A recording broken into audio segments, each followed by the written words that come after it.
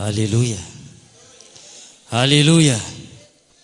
Faly mifakahita-tava amintsika tsirairay avy indray zanak'Andriamanitra izay nomen'Andriamanitra fanahy mazoto ho tonga eto amin'ity toerana masina ity, tonga eto ianao noho ny fitiavanao an' Jesosy. Haleluya. Ary mino aho fa rehefa tonga ato an-tranon'Andriamanitra ianao dia Jesosy dia ampitombo anao amin'ny fahasoavany. Haleluya. Jery tenin'Andriamanitra avy hatranintsika satria mandeha amin'ny fotoana. Tenin'Andriamanitra izay ho jerevantsika dia eo amin'ny Exodosy 2:12. Exodosy 2:12 dia ny andininy vakitsika manomboka amin'ny andininy voalohany.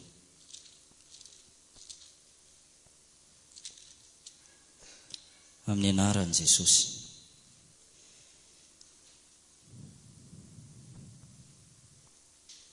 Ary Jehova niteny tamin'i Mosesy sy Arona teo amin'ny tany Egipta ka nanao hoe: ity volana ity dia voaloham-bolana ho anareo, ka ho voaloham-bolana amin'ny taona ho anareo izy. Mitenena ianareo amin'ny fiangonan'ny Israely rehetra ka manaova hoe: amin'ny andro 10 amin'ity volana ity dia samy aka zanak'ondry iray avy izy rehetra araka ny ankonany ray, dia zanak'ondry iray ho an'ny isatrano. 7. Ary analany ny rà ka atentiny amin'ny tolam-baravarana 2 sy amin'ny taontaom-baravaran'ny trano izay ihinanany azy. 12. Fandeha hamaky ny tany Egipta amin'izany alina izany aho, ka amono ny matoa rehetra amin'ny tany Egipta, hatramin'ny olona ka hatramin'ny biby. Ary ny Andriamanitry ny Egipta rehetra dia ho tsaraiko avokoa. Izao no Jehova. Ary ny rà dia ho famantarana ho anareo eo amin'ny trano izay itoeranareo. Ary raha mahita ny rà aho dia handalo anareo, ary ny loza tsy ho aminareo handringana anareo raha mamely ny tany Egipta aho. Mafimafy ny alelutsika any amin'izany. Apitsika andiny soratra masina anankiray zany ity amin'ny testamenta vaovao, ao amin'ny Luka 2:20. Luka 2:20 andininy 2:20. Ary niataka taminy tokony indray mitorabato izy, dia nandoalika ka nivavaka, nanao hoe: raio, raha sitraka ao dia esory amiko ity kapoaka ity, nefa aoka tsy ny sitrapoko no atao fa ny anao. Ary nisy anjely avy tany an-danitra niseho teo aminy ka nampahery azy, ary fadiran'ovana izy ka dia nivavaka mafimafy kokoa, ary ny dininy dia tahaka ny rà nipotrapotraka tamin'ny tany. Haleluya. Tsara mampafantatra antsika fa misy dikany avokoa ny zavatra rehetra izay nataon'Andriamanitra atao amin'ny Baiboly. Ny Paska moa dia efa nambara tamintsika fa fahatsiarovana. Ny Paska ihany koa dia manambara ainga vaovao any zanak'Israely niala tao amin'ny tany fanodevozana ho any amin'ny tany nampanantenana, dia ilay tany tondra dronono sy tantely izany, ilay tany Kanana. Ny Paska ihany koa dia mbola azo lazaina hoe fandalovana. Tsy navelan'Andriamanitra ho zavatra maivamaivana. Ny fandalovan'ilay anjely mpandringana na anjelin'Andriamanitra izay ny rahan'Andriamanitra andringana ny matoan'ny Egipta rehetra sy ny biby fiompy. Io zany dia karazana anjely mitondra fahatezerana na hoe anjely mpandringana. Misy ny antsoina hoe anjely mifahafatesana, ary misy koa ny antsoina hoe anjely mpilaza vaovao mafaly. Fa io zany dia anjely mpandringana. Ary zany fanafahana lehibe nataon'Andriamanitra tamin'ny zanak'Israely zany dia raikitra fety mihitsy mola izy dia izy Andriamanitra hoe zao no ataonareo ry zanak'Israely oka iravoravo ianareo ny amin'ny nanavotany Jehova ny matohan'ny Israelita rehetra na ny matohan'ny zanak'Israely rehetra tsy voaringana satria nahoana hita teo any raha ny zanak'ondry. Haleluya, haleluya.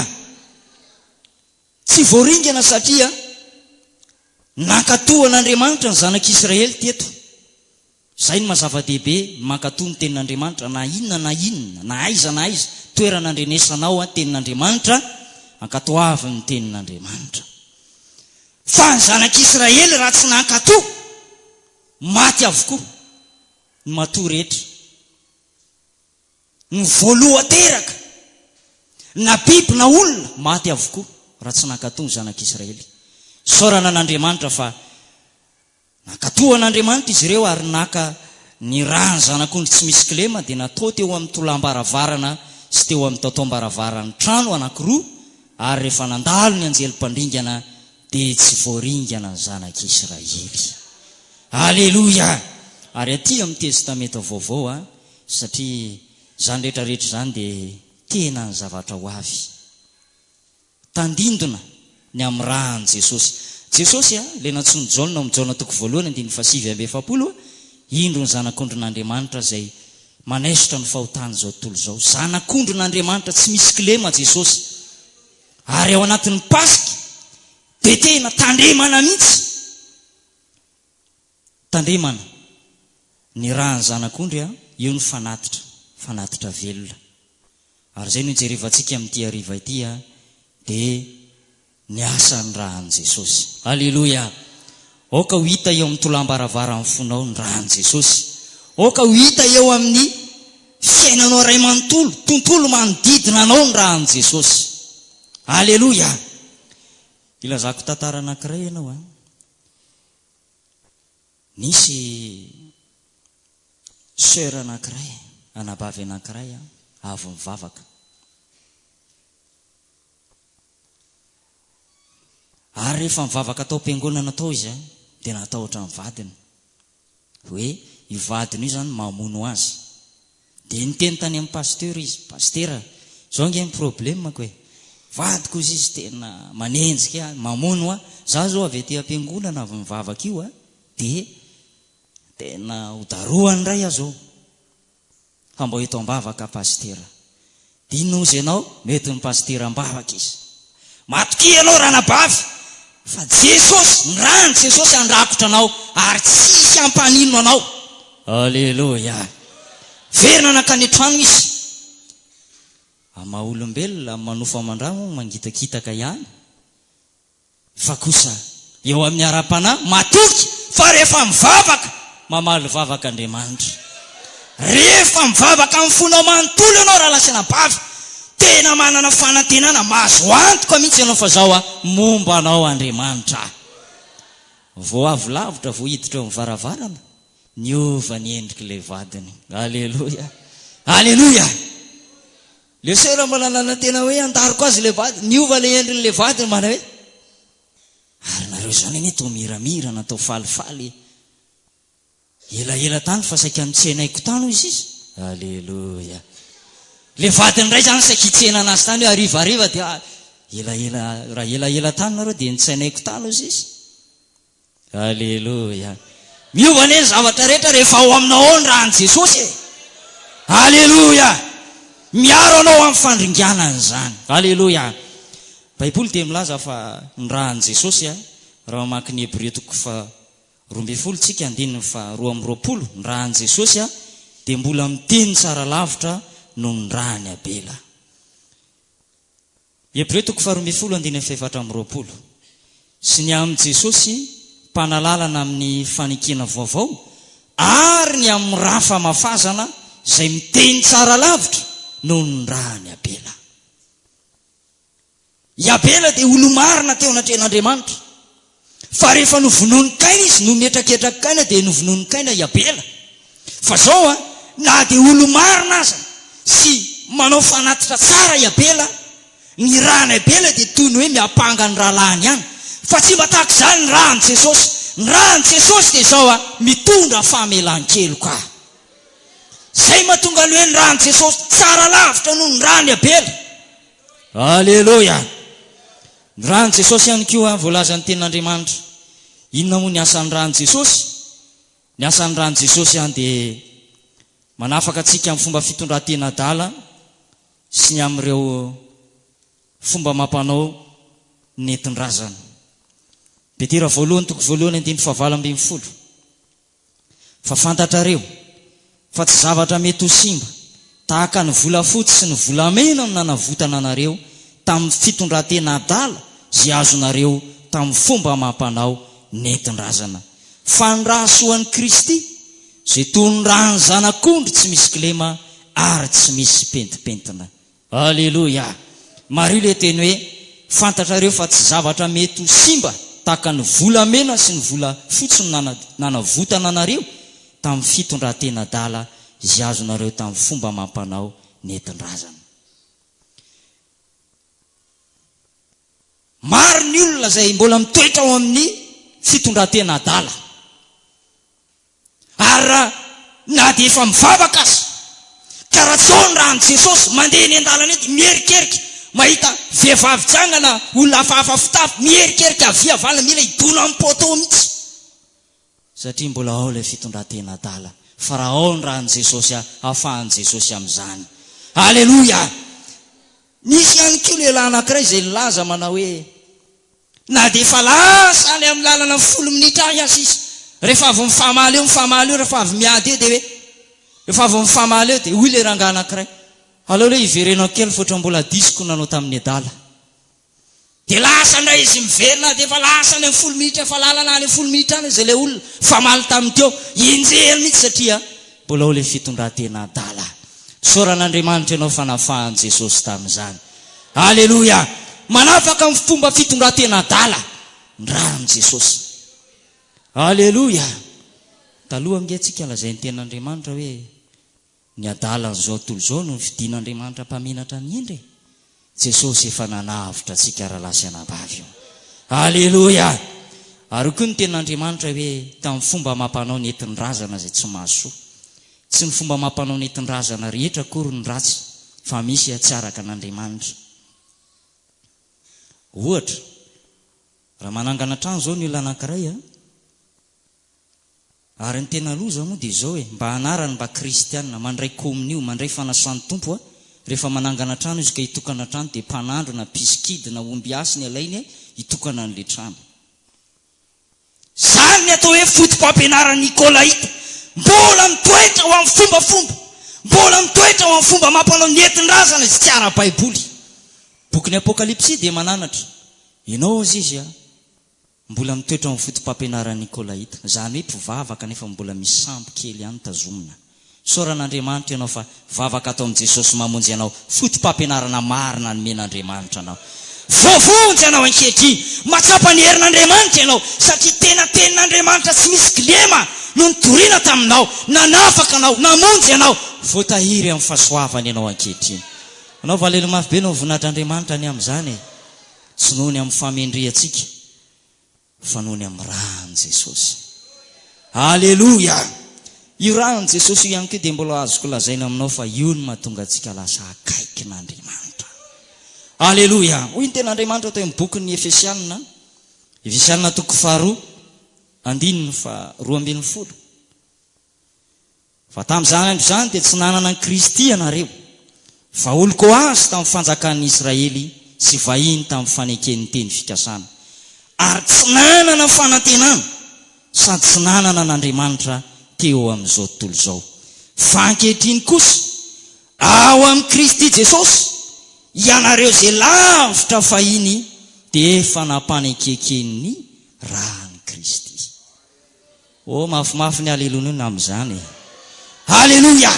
Ianareo zay lavitra fahiny izy, fony mbola mpanota isika, miaina tao anatin'ny alatra, miaina tao anatin'ny fisotroaka, miaina tao anatin'ny fomba ratsy rehetra, lavitra an'Andriamanitra. Mpanota dia lavitra an'Andriamanitra, ary very zay lavitra an'Andriamanitra. Soran'Andriamanitra ianao noho ny amin'ny rany Jesosy, lasa akaikin'Andriamanitra ianao raha lasy anabavy.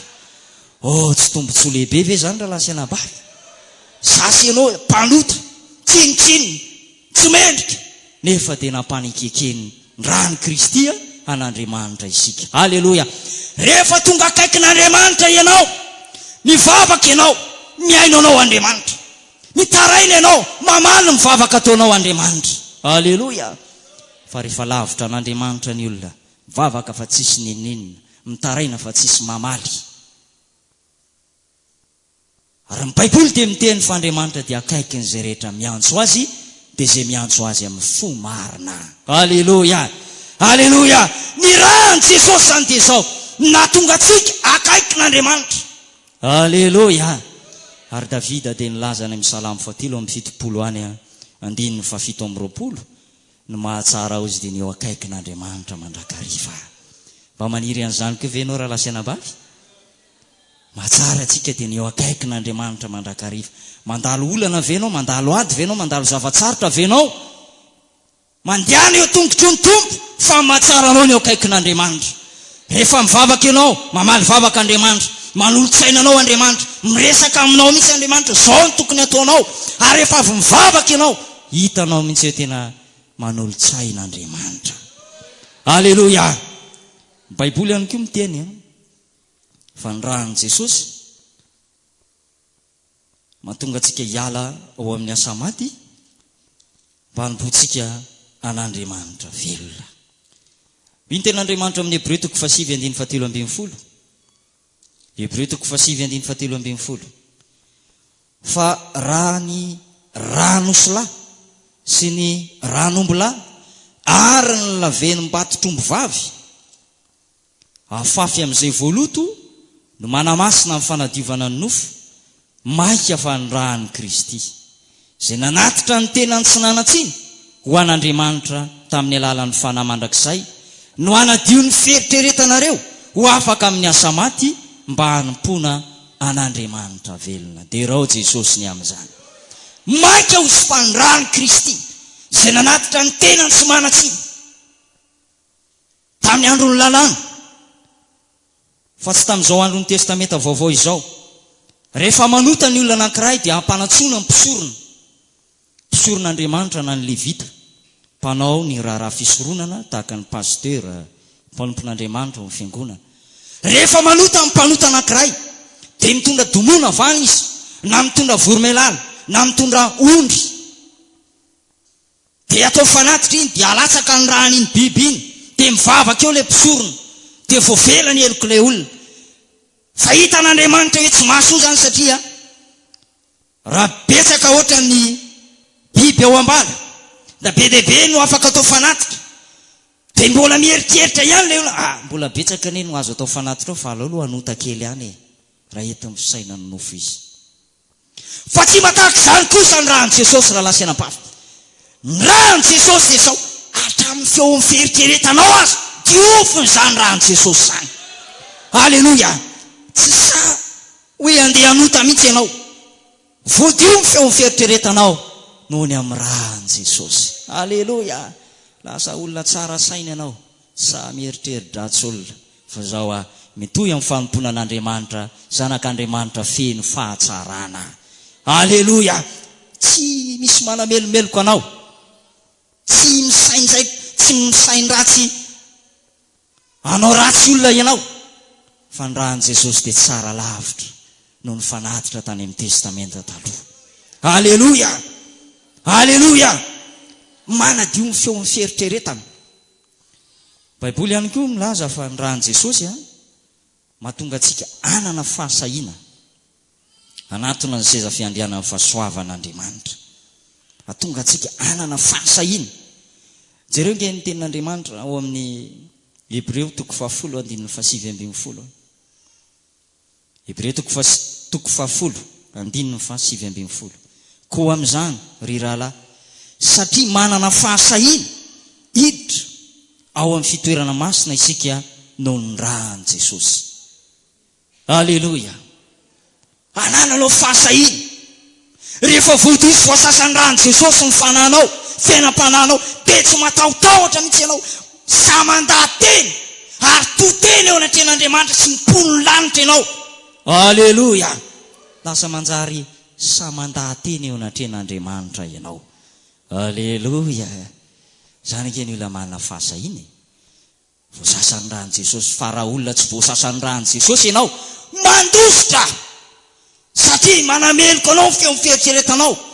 Misy tenapana tsy mandeha amin'izay laoniny ao, famponan'Andriamanitra tsy mandeha amin'izay laoniny. Dia lasa matahotra. Rehefa tonga ny tahotra, i Adama dia nihery an'Andriamanitra satria natahotra. Lavitra an'Andriamanitra. Nahoana ianao no misitrika hozy Andriamanitra? Nga efa ninananao nga le hazo teo afovoan'ny saha. Ny vadiko izay nomenao aho izy nanome an'izany. Dia nihinana aho dia natsapa hoe nitanjaka izay dia nandeha nisitrika aho. Lavitra an'Andriamanitra. Ny Baiboly dia niteny hoe nihery, niafina mihitsy, tsy samyseho eo anatrehan'Andriamanitra.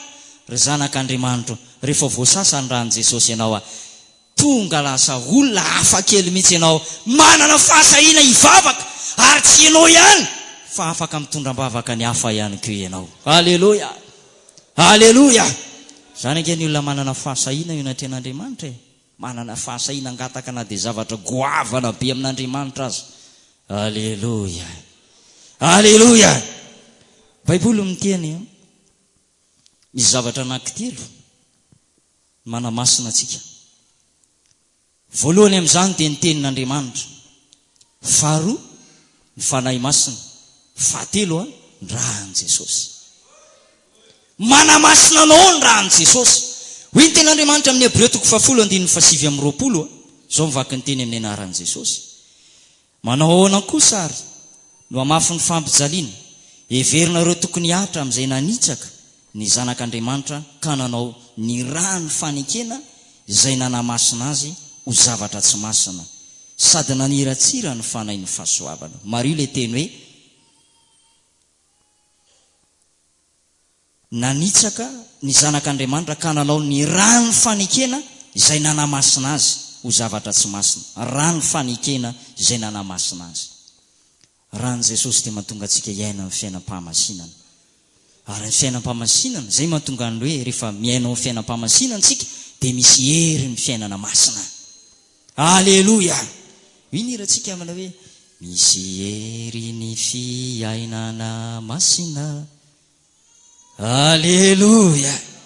Ianao ane rehefa tsy miolakolaka, mitafy montona tsara, masina tsara, ao tsara ny toe-panahy, ny rahan'i Jesosy mitohy manamasina anao.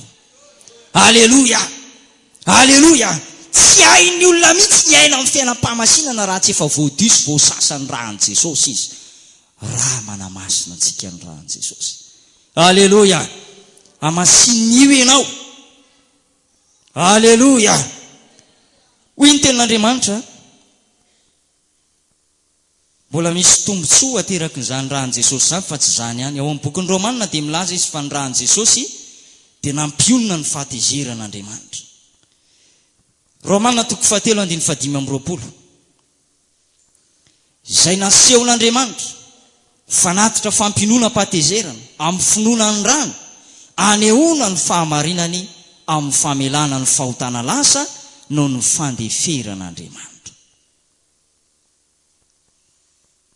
Noho ny fandeferan'Andriamanitra, zany hoe noho ny rahan'i Jesosy dia nionona ny fahatezeran'Andriamanitra. Andriamanitra zany dia zao tezitra isan'andro amin'ny mpanao ratsy izy, ary raha tsy bebany izy dia anasany sabany. Ianao manao hoe anao rakotra misimisy aho, anao hira 3e mivoa, za tsy mila tombotombo matsony fa rehefa tonga ny alahady tonga dia tonga ty am-piangonana. Tsara aloha raha izay, fa zao ny mbola notaniako anao hoe ao ve ny rahan'i Jesosy? Ao aminao ve ny rahan'i Jesosy? Fa raha ao aminao ny rahan'i Jesosy na dia tezitra azy Andriamanitra, mionona Andriamanitra, mandefitra Andriamanitra, mamindra fo Andriamanitra, raha hitany amin'izany io zany ny rahan'i Jesosy. Aleloia.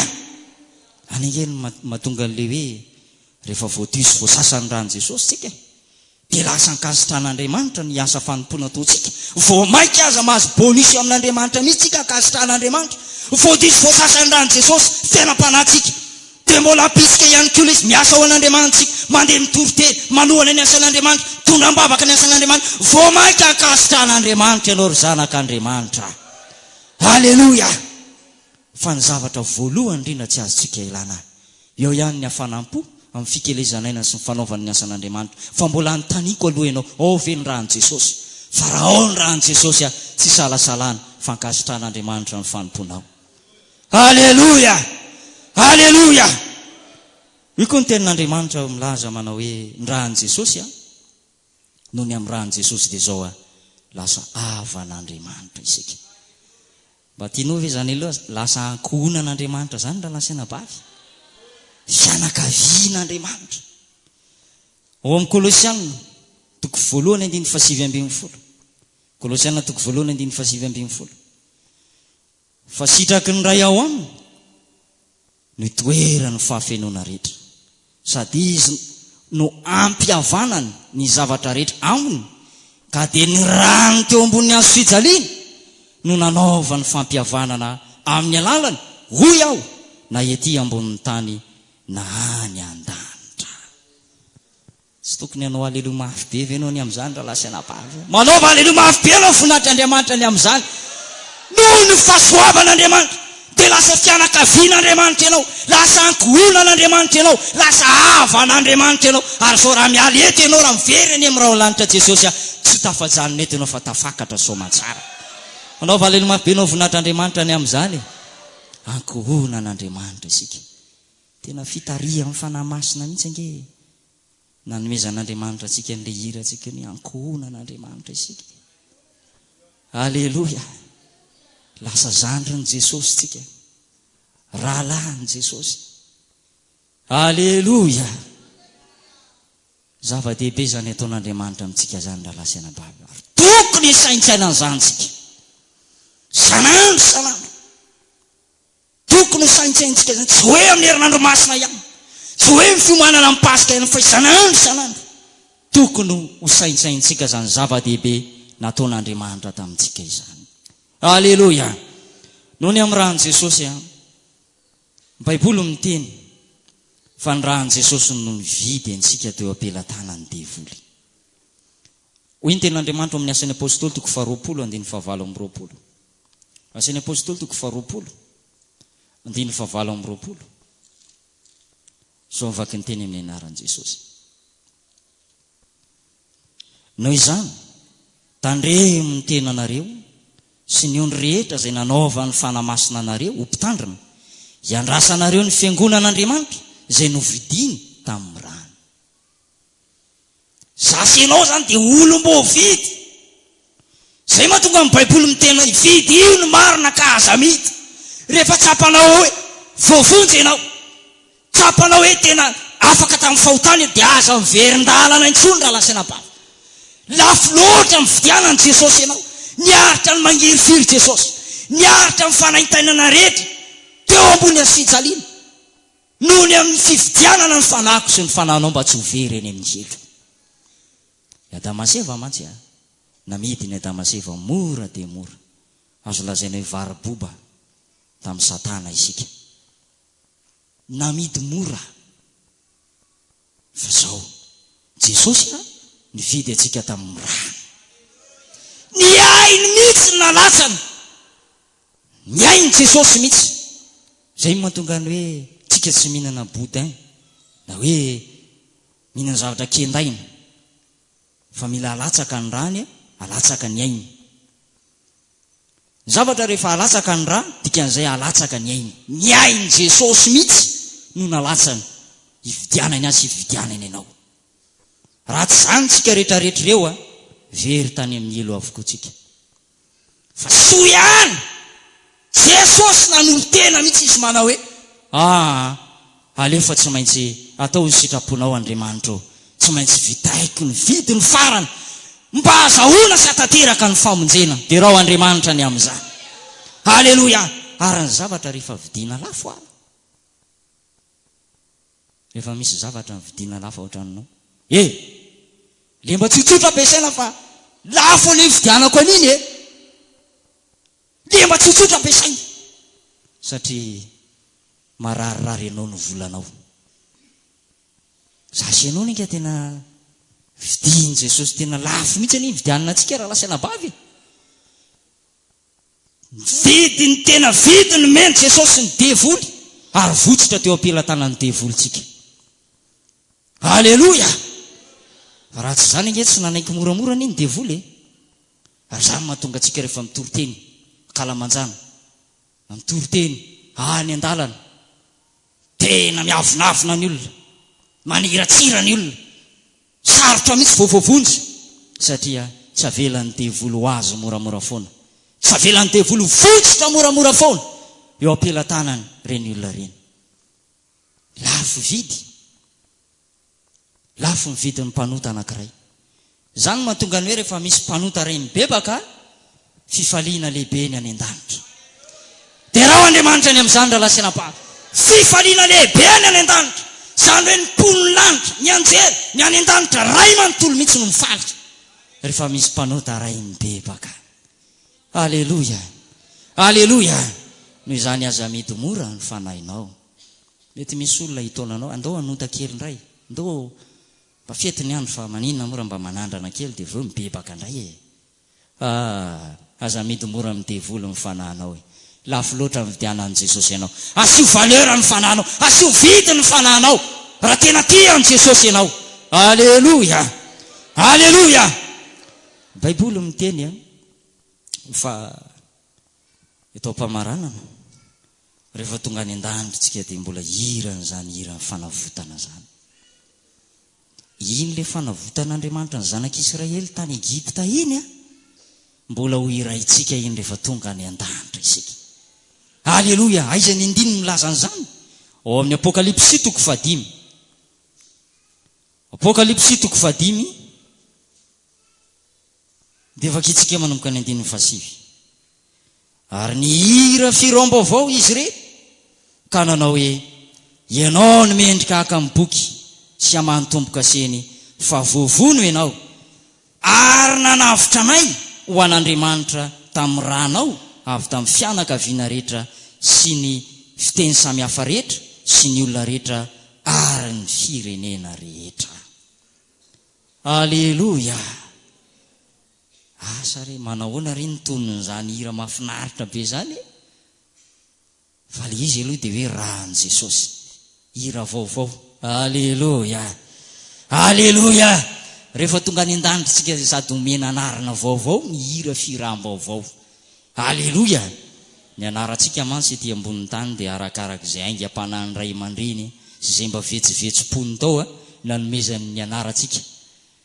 Fa zao rehefa tonga any an-danitra tsika sady hira firam-baovao no mahazo anarana vaovao ihany koa. Aleluia, aleluia. Noho izany nalasaina-bavy maharetatra amin'ny farany ianao amin'izao fanompoana an'Andriamanitra izao. Ho avy ny fotoana hiara manam-boninahitra amin'ny Jesosy ianao raha lasaina-bavy. Aleluia. Ety an-dalana mety misy fanenjehana, mety misy fahoriana, mety misy fiaretana, fa zao ny voasoratra raha miara-miaritra amintsika hiara manam-boninahitra amin'ny ihany koa. Mafimafy ny aleluia tsika ny amin'izany. Aleluia. Ireo olona voavitra voalaza ny tenin'Andriamanitra atao amin'ny boky Apokalipsy, ireo olona izay efa voavitra any an-danitra dia efa voadiso voasasany rahan'i Jesosy. Apokalipsy 7:7. Ary ny anankiray tamin'ny olona namaly ka nanao tamiko hoe iza moa ireo miakanjo akanjo fotsy lava ary avy taiza izy ireo fa hoy aho tamin'ny tompoko ianao no malala. Dia hoy izy tamiko ireo no avy tamin'ny fahoriana lehibe ary ny akanjony no sasany sy nofitsiny tamin'ny rany zanak'ondry. Tsy tafidifiditra fahatanany an-danitra ny olona anankiray raha tsy efa voadiso voasasany rahan'i Jesosy. Jaona apôstôly eto dia nomeny Jesosy fahitana tao amin'ny nosy Patmo. Rehefa natao sesy tany tany amin'ny nosy Patmo izy tao an-tranomaizina, rehefa mivavaka dia nahita fahitana izy. Dia nanontany an'i Jesosy iza moa ireo miakanjoakanjo fotsy lava ireo ary avy taiza izy ireo? Dia namaly azy Jesosy manao ireo no avy tamin'ny fahoriana lehibe ozy. ny akanjony no sasany sy nofotsiny tamin'ny rany zanak'ondry.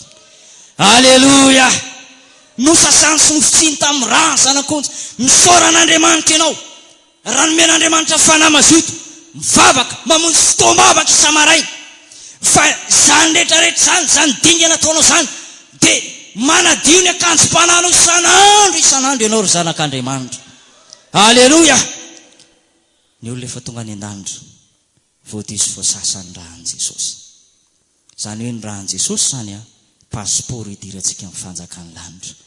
Ka raha mbola tsapanao hoe mbola betsaka ny zavatra tsy mbola réglé, mbola tsapanao hoe mbola misy fahalemena manandevo anao, manelingelina anao, misy ota malaky mahazo, mibeba ianao amin'ity androany ity. Raiso ny rahan'i Jesosy, mino ny rahan'i Jesosy ianao fa ampy anadio anao ny rahan'i Jesosy. Hoy ny ten'Andriamanitra ny Jaona voalohany, toko voalohany andiny fafito ka hatramin'ny fasivo milaza mana. Raha miaiky ny fahotantsika isika dia matoky sy marin'Andriamanitra ka mamela amin'ny fahotantsika ary ny rahan'i Jesosy Kristy zanany manadio antsika ho afaka amin'ny fahamarinana rehetra. Aleluia! Aleluia! Noho izany samy mandiny tena herinandro masina zao, takio ny rahan'i Jesosy, anamasina anao, anadio anao, anamboatra ny ara-panahinao mba ho mendrika ho tafiditra ny fiainana mandrakizay ianao. Aleluia! Iaraka andohalika tsika hivavaka amin'izao fotoana izao.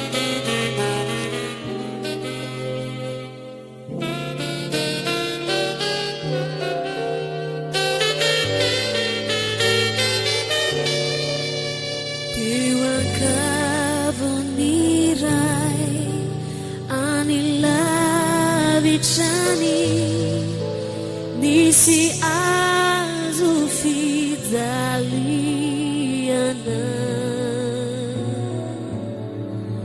mampiseu fauri nasiena trai tenonamunu nani tupu azo se